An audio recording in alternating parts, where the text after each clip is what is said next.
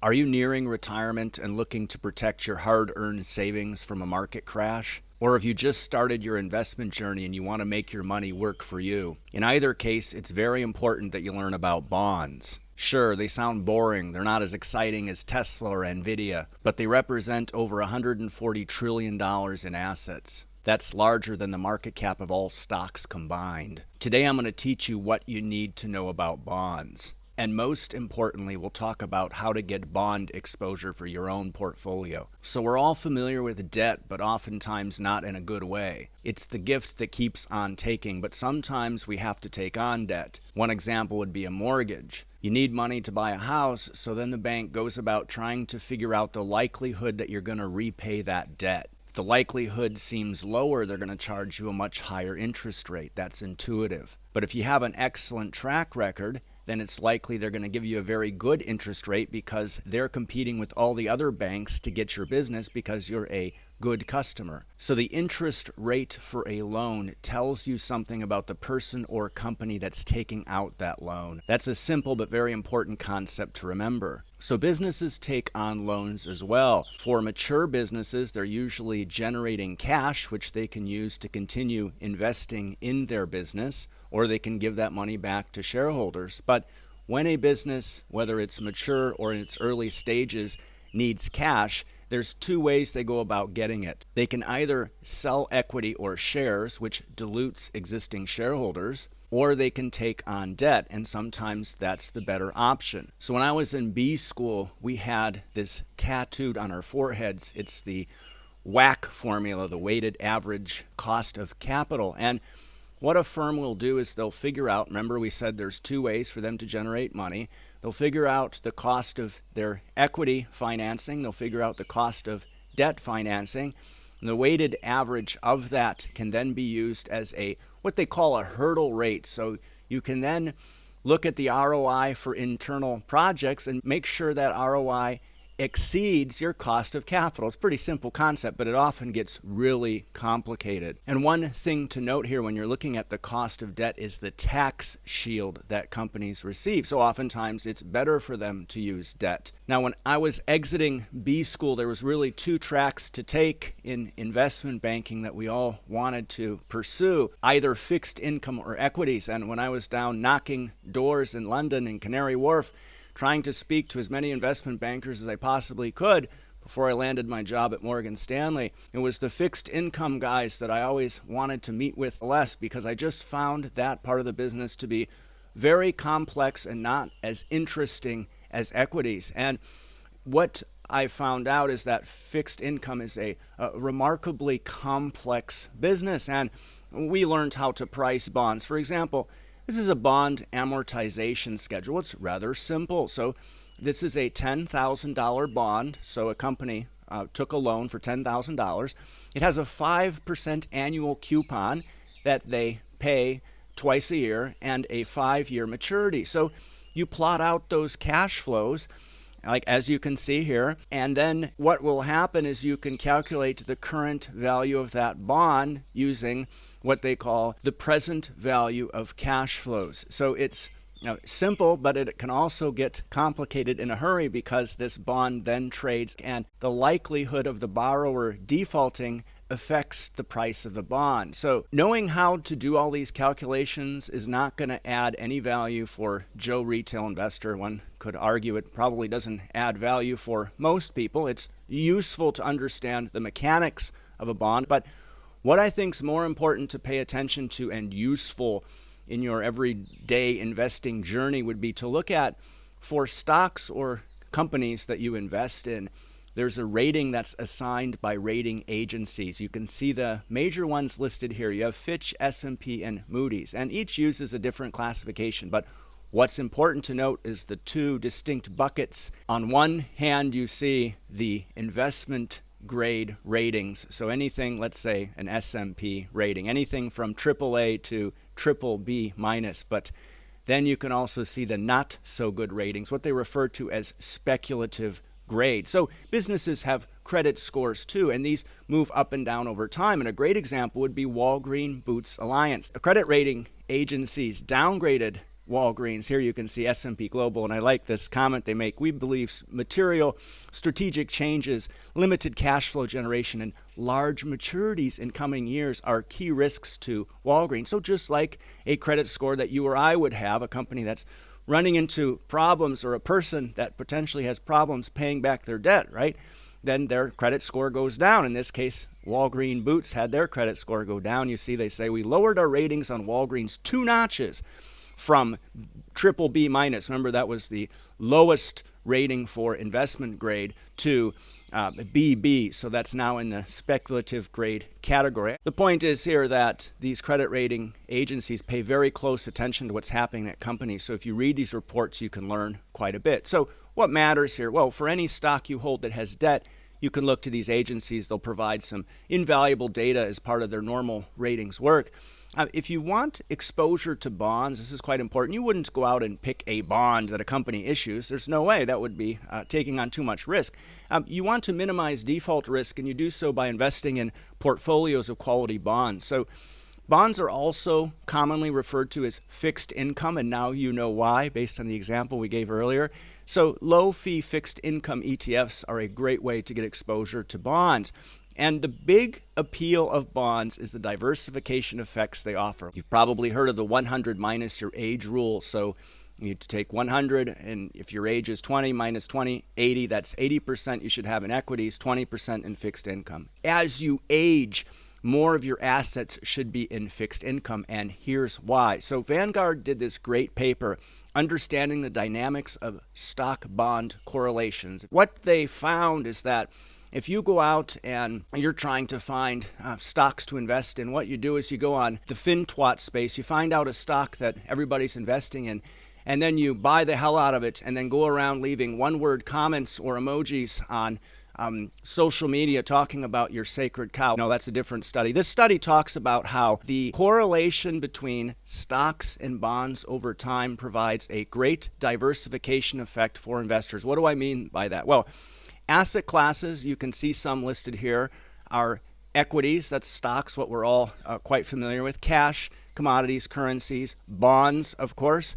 And you see the correlation is the extent to which they move together. So if two asset classes are negatively correlated, when one goes up, the other is going down, and the net effect is that your wealth doesn't decrease or increase, all right? So holding various asset classes provides diversification effects, which safeguards your wealth by minimizing the severity of drawdowns. That's important as you age, because when you're in your retirement years and you're starting to spend your money, you don't want it suddenly just dropping by 40 or 50%. If you recall the dot-com times, there was a drawdown of around 80%. Imagine how impactful that is to an equities portfolio, equities only. So bonds are one asset class that provides diversification effects. In looking at this chart, you'll see that in 2001 and 2002, so when the equities market had severe drawdowns, as I talked about, you'll see that bonds actually returned quite well. So that provided diversification effects so that drawdown for investors was minimized.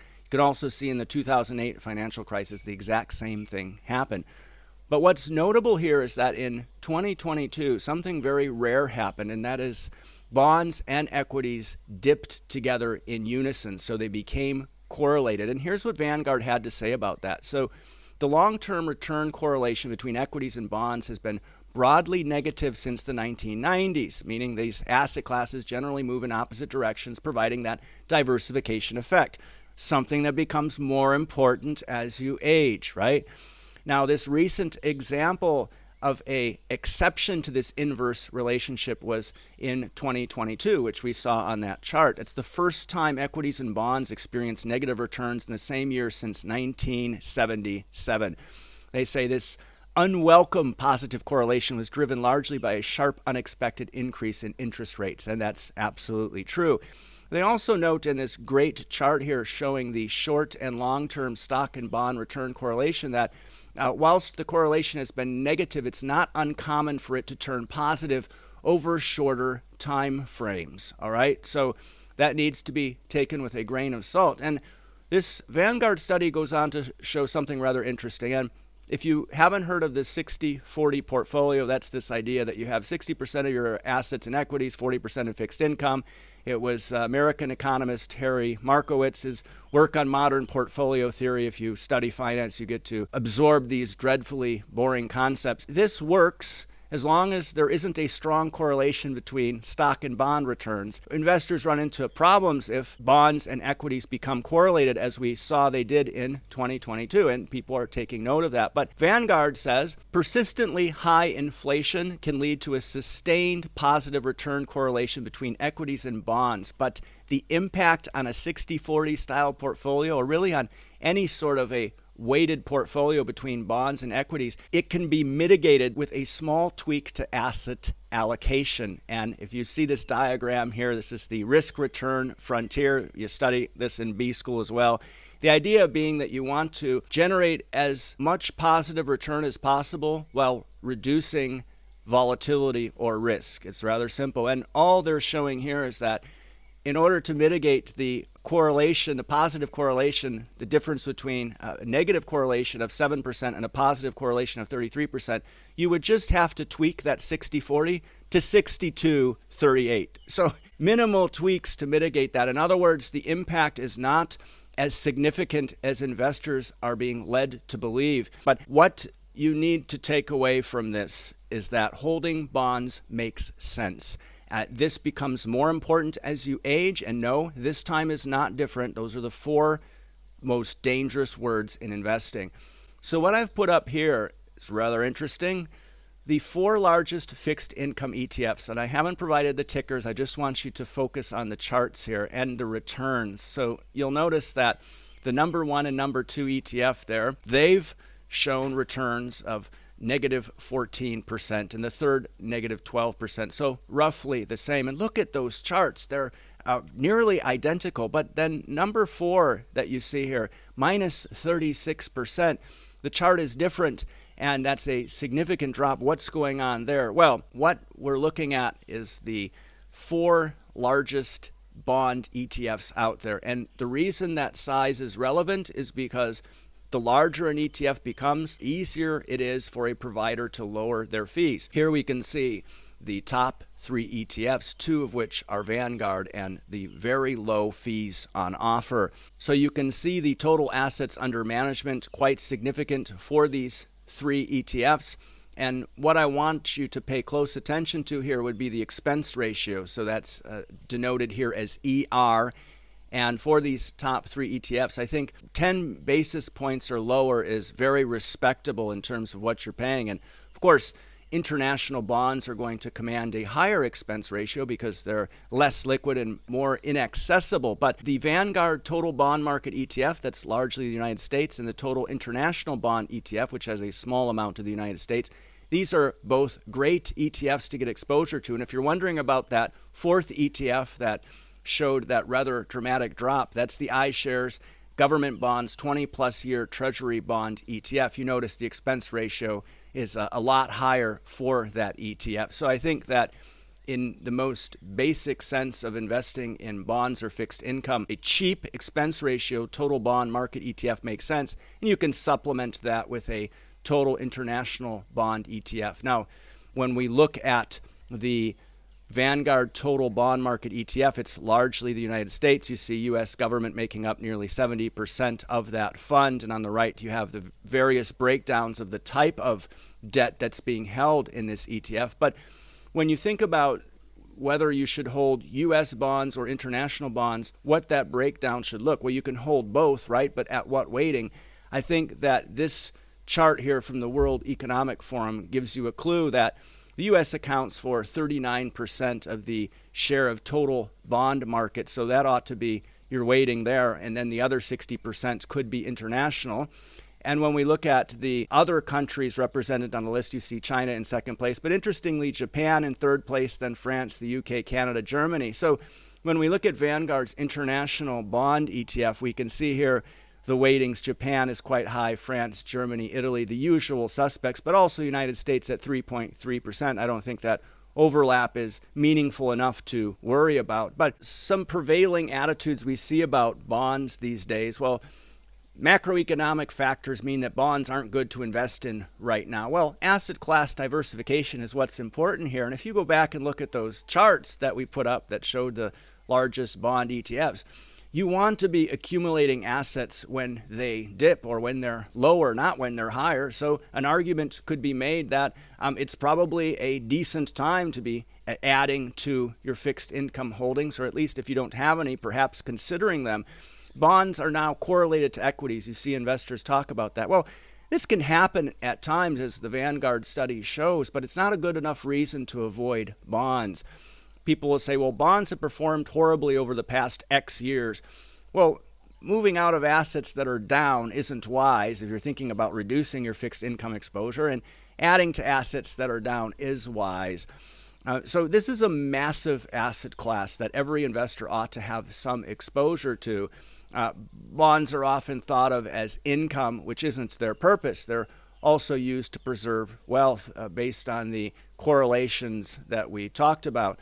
Now, I wanted to touch on alternative assets, so things like private equity, hedge funds, real estate, commodities, even currencies. These can be effective ways to diversify as well, some being more accessible than others. So our own personal preference comes into play for alternative assets. I think around 10% of our assets under management are in alternatives, things like art, wine, gold, Bitcoin. Access to alternative assets has increased sharply over the past decade via new fintech platforms or even financial products. But you don't need to search hard for asset class diversification.